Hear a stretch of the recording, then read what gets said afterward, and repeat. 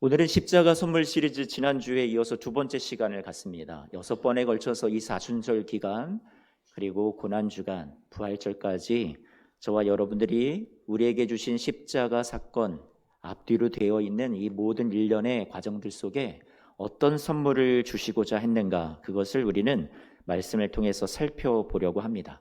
오늘은 나의 악함과 어둠도 품으신 사랑이라는 제목으로 말씀을 나누고 싶어요. 예수님께서 돌아가시던 날 빌라도는 군병들로 하여금 예수님을 채찍질하고 십자가에 못 박혀 매달리도록 넘겨줍니다. 이날 성경은 사람들의 악함과 어둠의 모습에 대해서 드러내어서 우리에게 보여주고 있습니다. 왜일까? 어떤 목적이 있었을까요? 우리 마태복음 27장 26절 말씀을 같이 한 번만 볼까요? 27장 26절, 바라바는 그들에게 놓아주고, 빌라도가 했다라는, 오늘 주체가 이 26절은 안 보이지만 빌라도가 그렇게 했다라는 거예요. 바라바는 놓아주고 예수는 채찍질하고 십자가에 어떻게 해요? 못 박히게 넘겨주었다 했습니다. 이 두 가지 사건, 채찍질하고 십자가에 못 박히게 넘겨준 것은 어떤 명령에 의해서 군병들이 따라야 하는 일들이었습니다. 먼저 우리 채찍질을 살펴보면, 채찍이라는 것은 납덩어리를 이 구슬 모양으로, 동그란 원형의 모양으로 이 가죽끈에다가 매달아 놓습니다. 한 대 맞으면 어떻게 될까요? 깊이 상처가 나거나 멍들거나 하게 되는 거죠. 또 주로는 양의 뼈 조각을 이 채찍 가죽에다가 묶어 두었는데, 이 뼈 조각은 너무 날카롭다 보니까 이것을 맞게 되다 보면 죄수들이요, 살점이 움푹 패여서 뜯겨져 나가기도 합니다.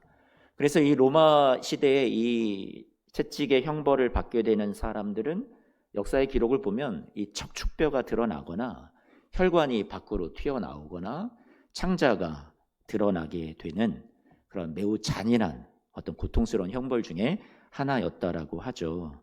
이 군병들의 이 예수라는 죄인을 때리는 것은 목표가 거의 죽기 직전까지 때리는 거였습니다. 예수를 기둥에 묶어두고요, 어깨에서부터 시작해서 등과 엉덩이, 다리, 그리고 종아리까지 내려가도록 계속해서 사정없이 내리쳤습니다. 유대인의 율법에는 40대 이상을 때리지 못해요. 그러니까 39대까지가 최고치였습니다.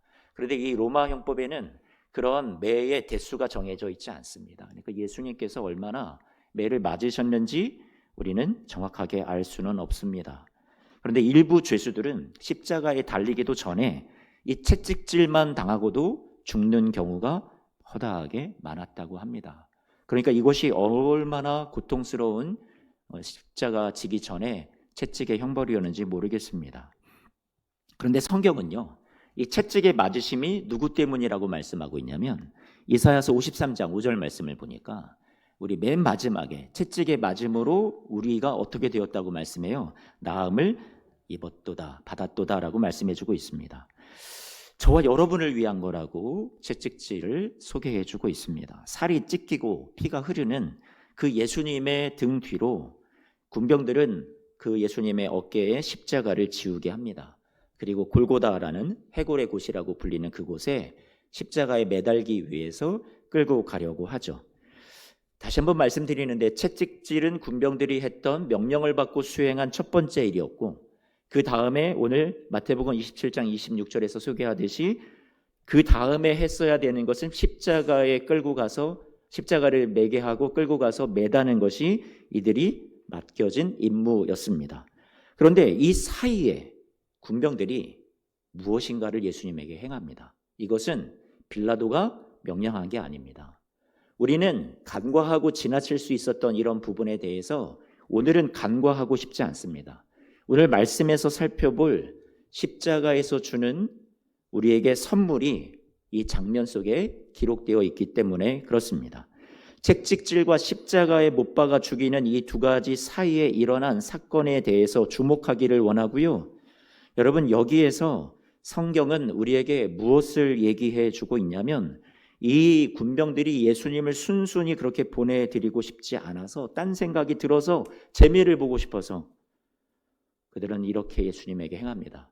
오늘 소개하고 있는데요, 27장 29절 말씀입니다. 같이 성경을 한 번만 읽어볼까요? 함께 읽습니다. 시작. 가시관을 엮어 그 머리에 씌우고 갈대를 그 오른손에 들리고 그 앞에서 무릎을 꿇고 희롱하여 이르되 유대인의 왕이여 평안할지어다. 여러분, 로마 군병들이 이 예수님을 총독의 관정으로, 빌라도의 관정으로 끌고 가서 거기에 예수님의 죄명이 유대인의 왕이었잖아요, 자칭. 그러니까 그것을 조롱하기 위해서 왕처럼 치장하기를 시작합니다. 온 군대를 모았다라는 건 구경하라고 불러 모으게 한 거고요. 수치와 모욕을 주고 싶으니까 예수님의 옷을 벗기고 군병들이 갖고 있던 옷 중에 여러분 붉은 망토라는 게 있잖아요. 그걸 홍포라고 하는데 이 홍포가 당시 로마 황제가 입었던 옷이 자색 옷, 붉은색 옷, 보랏빛이 나기도 하는 그런 왕이 입는 옷을 상징할 수 있는 것 중에 가장 가까워 보이는 게 뭐였냐면 군병들의 홍포였죠. 그러니까 왕을 꾸미어야 되는데 가장 그럴듯해 보여서 이 자신들이 갖고 있는 그 홍포를 예수님에게 입혔던 겁니다. 그리고 머리에는 이 로마 황제가 당시에 썼던 월계관 대신에 가시나무를 엮어서 만든 관을 씌워서 예수님의 머리를 뚫고 박히게 했습니다. 그 손에는, 예수님의 손에는 황제가 갖고 있는 지팡이, 그 왕의 권위를 상징하는 그 지팡이 대신에 갈대를 예수님의 손에 들려주게 하고 그 앞에 무릎을 꿇고 놀리면서 조롱합니다. 유대인의 왕이여 평안할지어다. 다른 복음서 말씀을 보면 유대인의 왕 만세라며 조롱합니다. 또 갈대를 빼앗아서 예수님의 머리를 내리칩니다. 왜요? 더 고통스럽게 그 가시가 더 깊이 머리에 박히도록 그렇게 이들은 반행을 행하고 있었습니다. 로마 군병들이 예수님께 행했던 이런 악한 일 가운데 우연이라고 우리는 볼 수 있을까요? 이게 그냥 어쩌다 보니 이런 일이 그냥 생긴 건가 보다 이렇게 생각하고 넘길지도 모르겠습니다. 그런데 가만히 우리가 이 사건의 기록들을 살펴보면 하나님의 사랑과 계획하심 가운데, 은혜 가운데 우리에게 주시는 선물을 우리에게 주님께서 마련하시고자 이런 일들을 예수님으로 하여금 겪게 하신 게 아닐까, 하나님의 섭리가 있다라고 생각이 됩니다. 그래서 첫 번째로 여러분들에게 소개하고 싶은 것은 무엇이냐면 가시관이라는 겁니다. 가시관은 빌라도가 명령을 내렸던 그런 형벌이 아니었어요. 가시관이라는 것은 굳이 예수님이 받지 않으셔도 되는 고통이었습니다. 그런데 로마의 군병들은 왜 이것을 예수님에게 가시관을 머리에 박히게 했을까요? 하나님의 섭리는 무엇이었을까요? 성경 곳곳에서는 여러분 가시를 무엇이라고 생각하냐면 가시는 죄의 결과가 만들어낸 죄의 열매로 상징될 때가 많이 있습니다. 그러니까 인류의 첫 번째 타락 때 여러분 우리에게 주시는 이 가시라는 것이 어떤 의미인지를 창세기 3장 17절 18절 말씀을 보면 잘 나와 있습니다. 이 말씀을 보니까요, 그 다음 한 번만 좀 넘겨주세요. 저주를 받아서 이 땅에서 무엇이 나온다고 얘기하고 있어요? 가시가 나온다라고 얘기해 주고 있습니다. 그러니까 여러분 한 번만 생각해 봐 주세요. 가시라는 건 죄의 결과고 저주받은 이 땅의 결과의 열매다라고 생각을 하시면 될 것 같습니다. 그런데 여러분 예수님께서 이 가시 면류관을 쓰셨다라는 것은 이것은 범상치가 않습니다. 결국 이것이 우리에게 의미해 주고 시사해 주는 바는 우리의 죄가 만들어낸 그 가시의 저주를 예수님이 대신 써주신 것을 의미합니다. 우리의 죄의 결과가 결국 예수님의 무엇을 찔렀어요? 머리를 찌른 것으로 볼 수 있습니다. 그래서 이사야서 말씀에 여러분 예수님의 고난에 대해서 미리 예언한 말씀에 뭐라고 기록되어 있냐면 이사야서 53장 5절 그 앞부분에 이렇게 기록이 되어 있죠. 그가 찔림은 무엇 때문이라고요? 우리의 허물 때문이라고 말씀해 주고 있습니다. 저와 여러분들의 허물이 가시가 되어서 주님의 머리를 찌르게 되었던 거죠. 갈라디아서 3장 말씀을 보면 그리스도 예수께서 우리를 위해서 저주받은 바 되셨다라고 얘기해 주고 있습니다. 그래서 나무에 달리셨다라고, 저주 아래 있는 자가 되셨다라고 말씀하고 있습니다. 헬라어 원문을 살펴보면 그대로 의미를 잘 살려서 여러분들에게 표현하면 그리스도께서 우리를 위하여 저주를 일부 받았다? 조금 우리가 지은 죄의 저주의 결과를 예수님께서 조금 물려받았다, 이 정도가 아니라 그냥 저주 덩어리가 되었다. 여러분 그 저주 덩어리가 되었다라고 표현해 주고 있습니다. 저주 100%가 되었다라는 얘기예요. 여러분 진짜 예수님은 순결하신 분이고 저주와는 조금도 상관이 없는 분이에요. 그런데 그분이 저주 덩어리가 되셨다. 저주 그 자체가 아예 되어버리고 마셨다. 여러분 이렇게 갈라디아서 3장은 우리에게 소개해주고 있습니다. 왜요? 저주와 무관하신 분이 이 가시, 저주의 결과, 우리 죄의 결과의 상징인 이 가시를 주님께서 다 자신의 몸에 짊어지셨다라는 것을 우리는 알 수 있게 됩니다. 예수님께서 우리의 저주를 대신 가져가사 나를 위해 저주가 되셨다라는 거예요. 우주 만물을 창조하신 왕께서 자신의 그 왕관을 벗어버리시고요. 기꺼이 내려놓으시고 우리를 위해서 가시관을 쓰셨다라는 거예요. 저주의 관을 대신 써주셨다라는 거예요. 그래서 우리는 보통 가시관을 가리켜서 가시관 그렇게 하지 않고 여러분들이 흔히 우리 교회에서 많이 쓰는 그 표현이 뭐예요? 가시 면류관이라고 표현을 많이 쓰고 있습니다. 저주를 영광으로 바꾸신 은혜를 담고자 여러분 면류관이라는 걸 쓴 거예요. 왕이 쓰신 것처럼. 여러분 면류관이라는 것은 어떤 이 가죽이나 끈에다가 실 같은 것에다가 구슬을 꿰매어서 여러분 우리나라 시대에도 이렇게 면류관이라는 것은 왕들이 썼던 거거든요. 그런 것들이 면류관을 의미하듯이 우리가 가시 면류관이라고 표현한 것은 이 가시의 저주를 주님께서 영광으로 바꾸어 주셔서 우리를 대속해 주시고 속량해 주시는 놀라운 승리의 면류관으로 바꾸어 주셨기 때문에 우리는 가시관 이렇게 표현하지 않고 우리가 보통 뭐라고 표현한다고요? 가시 면류관이라고 표현합니다. 은혜로운 표현인 것 같습니다. 계시록 말씀에서 요한이 하늘에 계신 예수님의 모습을 본 것을 기록해 주고 있는데요. 하늘에 계신 예수님을 바라보니까 그 예수님의 모습이 너무나도 멋있습니다. 계시록 14장 14절 말씀에 이 요한의 눈을 하나님이 열어주셔서 하늘 위에 앉으신 보좌에 앉으신 예수님을 보게 되는데 그 예수님의 머리에는 뭐가 있다라고 얘기해요? 금면류관이 쓰여져 있었습니다. 이 땅에서는 우리의 죄의 열매로 인해서 가시를 쓰시고 우리를 위해서 저주 덩어리가 되어주신 그분이 여러분 하늘에서는 만왕의 왕이요 만주의 주로서 가지셨던 영광으로서 그 금면류관을 다시 어떻게 해요? 쓰고 계신 모습을 보게 됩니다. 멋있는 모습이죠. 영광스러운 모습이죠. 바울이 복음을 위해서 헌신했던 사람입니다. 하지만 사도 바울도 고통이 있었어요. 삶의 고난이 끊이지 않았습니다. 사도 바울은요 그것을 가리켜서 뭐라고 얘기했냐면 육체의 가시라고 표현합니다. 이 육체의 가시가 찌르는 아픔이 너무나도 괴로운 나머지 하나님 앞에서 기도합니다. 제발 이것을 가져가 달라고. 그런데 그것이 당장에 해결되지는 않습니다. 사도 바울에게는 이 육신의 가시 외에도 동족의 핍박과 매맞음과 굶주림과 파선과 헐벗음과 여러분 너무나도 많은 자신을 찌르는 수많은 가시를 인생 가운데 복음을 위해서 헌신하면서도 많이 만났습니다. 하나님께 헌신하는 사람들이 여러분 복 받아야죠. 왜 이런 가시의 고통을 겪어야만 한단 말입니까? 부귀영화는 둘째치고라도 만사형통은 없다 하더라도 주님의 일을 하고 있는데 그것만큼은 자유스럽게 할 수 있도록 지켜주셔야 하는 것 아니겠습니까? 그런데 그렇지 못했습니다. 가시가 있었습니다.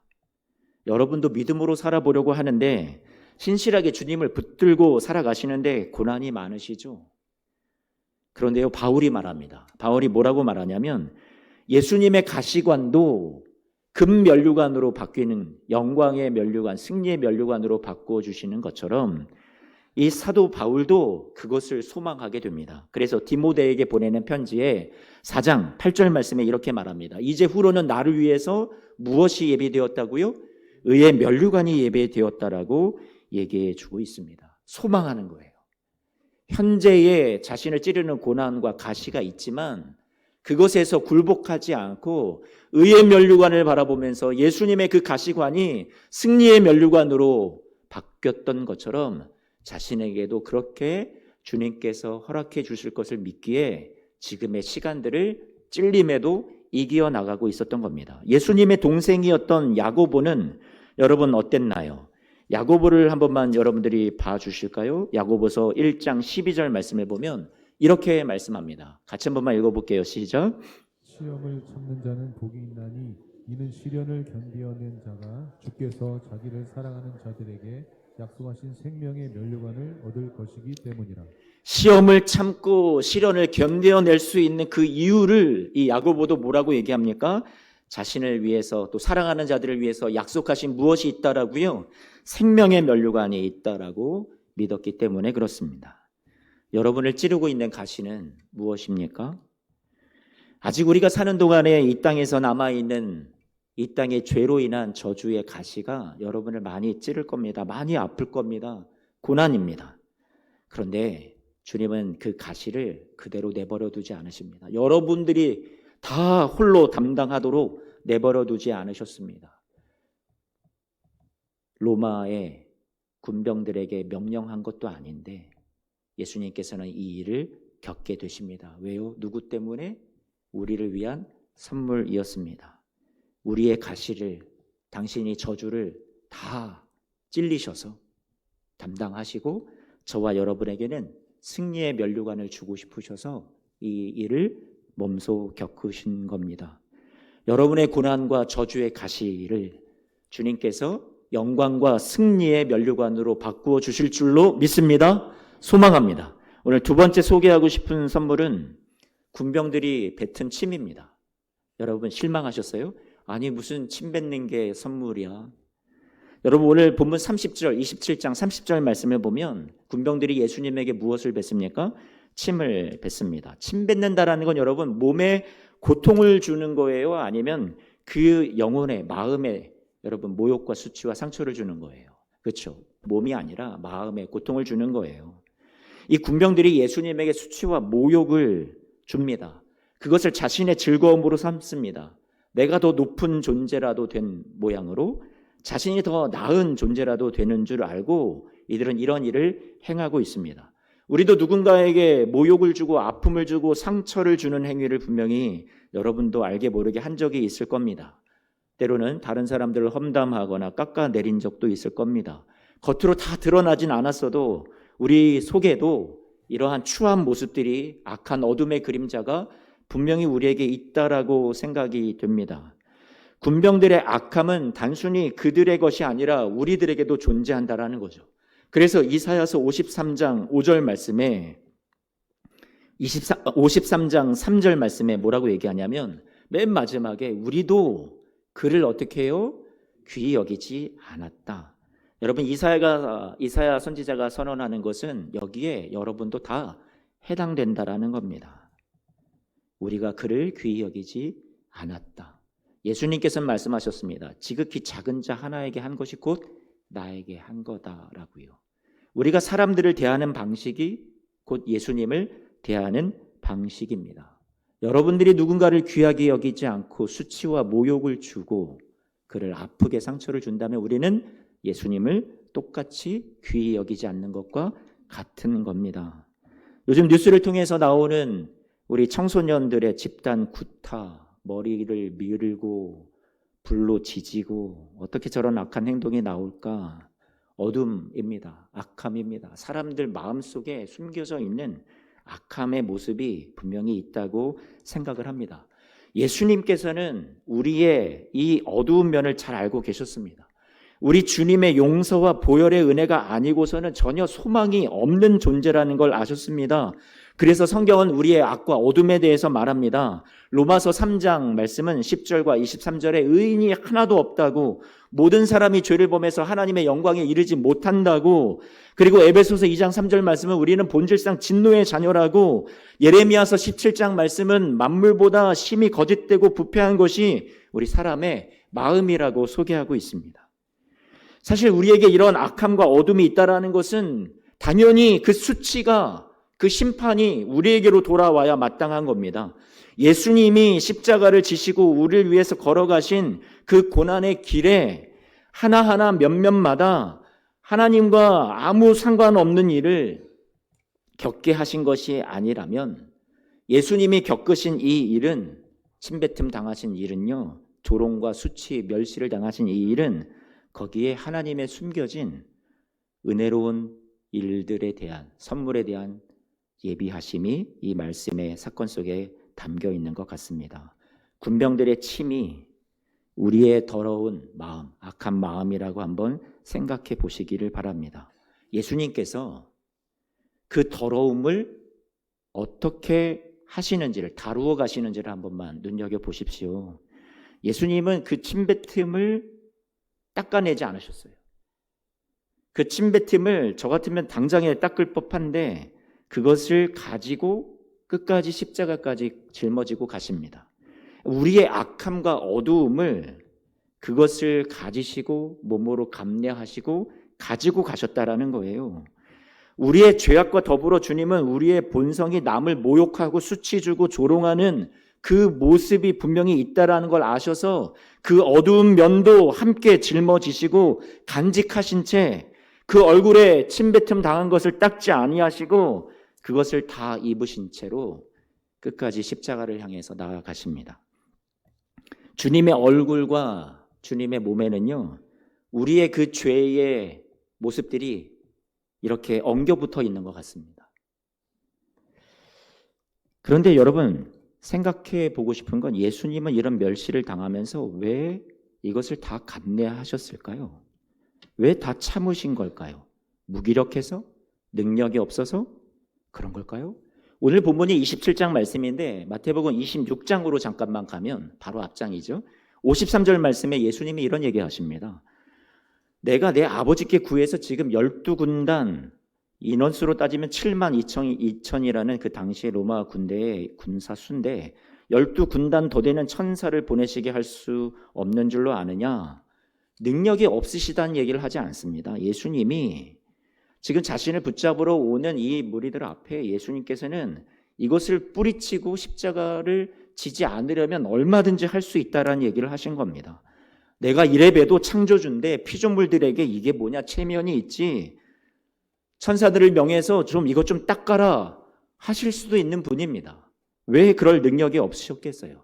그런데 이 십자가 사건의 과정을 들여다보면 누군가 예수님에게 목을 축일, 목마르시니까요, 포도주를 전해주기도 합니다. 이런 손길들이 있었다라는 거죠. 구레네 사람 시몬이라는 사람은 예수님의 십자가를 대신 져주기도 했습니다. 그렇다면 누군가 이 예수님의 얼굴에 묻은 침과 수치의 자국을 닦아줄 수건 하나 주면 좋지 않았을까? 저는 이 사건을 보면서 그렇게 생각이 듭니다. 누군가가 이걸 해주었으면, 아니면 예수님이라도 이것을 좀 닦았으면 좋지 않았을까? 천사가 닦아주었으면 좋지 않았을까? 그런데 여러분, 예수님은 천사를 명하시지도 않았고요, 이 십자가를 지시는 그 길에 누군가가 닦아주는 것도 하나님의 섭리 가운데 허락되지 않았습니다. 예수님이 선택하셨던 십자가, 그분은 십자가만 선택하신 것이 아니라 이 군병들이 뱉은 그 침, 저와 여러분들이 사람들에게 모욕을 주고 수치를 주는 우리의 어두운 면까지도 주님은 그것을 침까지도 담당하시기로 하셨다라는 얘기입니다. 그것도 선택하신 겁니다. 사람들이 내뱉는 악독, 그 어둠, 그것까지 견디고 그것과 함께 십자가를 지고 가셨습니다. 우리의 얼굴에서 죄인의 얼굴을, 수치의 얼굴을 가져가시고 영광스러운 얼굴로 갈아입혀 주시려고 그 영광스러운 그 얼굴이 죄인들이 받아야 할 수치와 모욕을 다 간직하신 채 십자가로 나아가셨습니다. 이사야서 50장 6절 말씀 같이 한번 읽어볼까요? 함께 읽습니다. 시작. 이사야서 50장 6절 말씀입니다. 이사야서 50장 6절 같이 한번 읽어볼게요. 시작. 나를 때리는 자들에게 내 등을 맡기며 나의 수염을 뽑는 자들에게 나의 뺨을 맡기며 모욕과 침뱉음을 당하여도 내 얼굴을 가리지 아니하였느니라. 지금 맡기며 말씀하고 있는데요, 침뱉음 당하여도 얼굴을 가리지 아니하였다, 억지가 아닙니다. 여기서 맡긴다라는 표현은요, 원문 성경을 보면 나단이라는 그런 단어를 표현하고 있는데 그 의미가 무엇이냐면 기꺼이 준다라는 거예요. 제공한다라는 거예요. 어찌하다 보니 마지못해 이것을 수치를 겪으신 게 아니라 자신이 기꺼이 자신을 어떻게 해주셨다고요? 내어주신 겁니다. 여러분, 요한복음 10장 17절 18절 말씀 보면, 특별히 18절 말씀 좀 띄워주시면 좋겠는데요, 예수님은 내가 목숨을 버리는 건 내가 다시 얻기 위함이니 이로 말미암아 아버지께서 나를 사랑하시느니라. 다음 한 번만 넘겨주세요. 내게서 빼앗는 자가 있는 것이 아니라 내가 어떻게 한다고요? 스스로 버린다라고 말씀해 주고 있습니다. 예수님께서 선택하신 길이었습니다. 기꺼이 우리를 위해서 자발적으로 자신을 내어주신 길이었습니다. 우리를 수치스러운 죄의 자리에서 벗어나게 하시려고, 영광의 자리에 앉게 하시려고 예수님께서 이러한 멸시천대도 다 받아내셔서 감내해 주셨던 겁니다. 우리의 속사람이요, 중심이 악하잖아요. 어둠이 우리 속에 가득하잖아요. 그것을 잘 아셔서 여러분들이 심판의 날 하나님 앞에 서게 될 때 여러분의 지은 죄로, 지난날의 죄로 주님 앞에 우리가 수치를 당하지 않게 하시려고, 면목 없어서 부끄러워서 고개를 들지 못하게 하지 않으시려고 그 수치를 주님께서 당신이 담당하신 겁니다. 저와 여러분들이 과거에 또 지금 앞으로 일평생 살면서 다른 사람에게 아픔 주고 상처 주고 수치와 모욕을 줄 모든 악함과 어둠까지도 주님이 그 얼굴에 어떻게 하셨어요? 다 받아내신 겁니다. 그리고 십자가로 가져가 주셔서 처리해 주셨습니다. 사랑하는 성도 여러분, 주님께서요, 우리의 악함과 어둠뿐인 모습 속에서 무엇을 보셨냐면 예수 그리스도로 말미암아 씻겨진 여러분들을 보셨어요. 정결케 되는 여러분들을 보셨어요. 그것을 내다보니까 소망하셔서 하나님과 이웃을 사랑하는 모습으로 살아가게 될 여러분들을 바라보시면서 이 수치를 감당해 주셨던 겁니다. 우리가 그 사랑, 은혜를 아는 자라면, 은혜 받은 자로서 우리도 아픔 주고 상처 주고 모욕 주는 일들을 우리가 어떻게 계속 할 수 있을까요? 또는 우리에게 이런 수치를 주는 사람들에게 용서와 긍휼을 베풀 수 있는 예수 그리스도를 닮은 주님의 선한 백성들이 되시기를, 주의 자녀들이 되시기를 축복합니다. 세 번째 선물을 좀 나누고 싶습니다. 마태복음 27장 31절 말씀입니다. 같이 한번만 읽어볼까요? 마태복음 27장 31절입니다. 시작. 희롱을 당한 홍포를 벗기고 도로 그의 옷을 입혀 십자가에 못 박으려고 끌고 나가니라.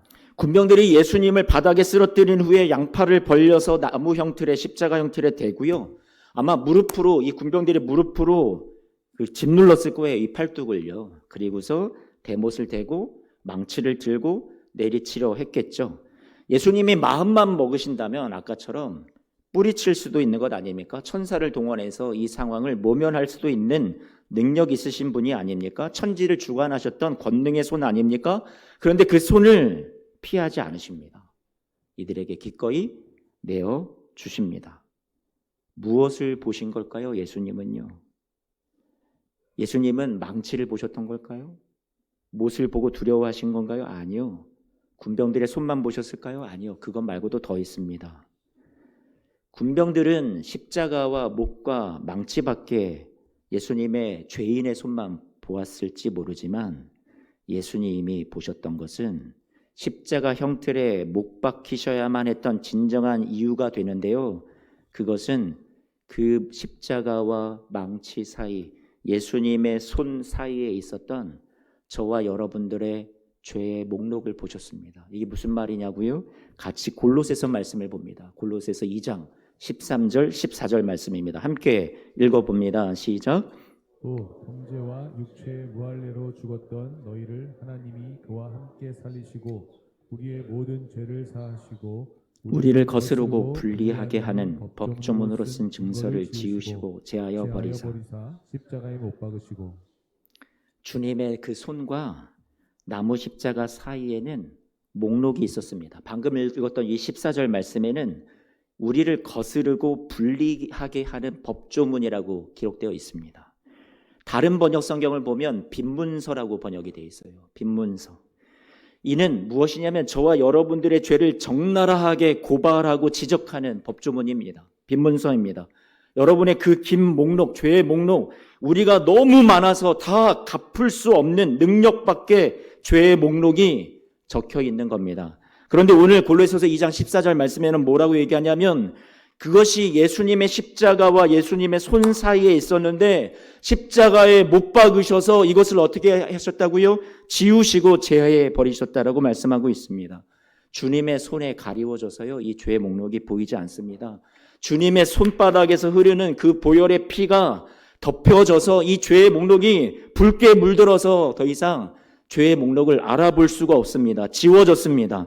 여러분, 우리의 실패의 목록이, 여러분의 죄의 목록이 가득한 이 죄의 증서를 없애기 위해서 죄의 값이 사망임을 아셨기에 주님은 못 박히기로 선택하셨습니다.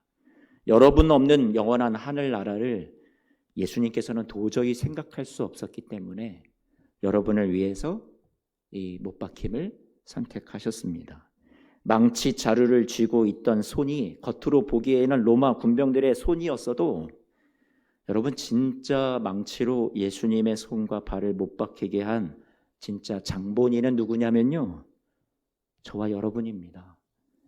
우리가 십자가를 생각할 때 2000년 전에 죽으신 예수 그리스도의 고난에 대해서 연민하고 가슴 아파하는 감정적인 것에 그쳐서는 안 됩니다. 이 사순절 기간에 그것이 주님께서 여러분들에게 동정을 원하셔서 이 고난에 대해서 성경으로 남겨주지 않으셨습니다. 기록을요.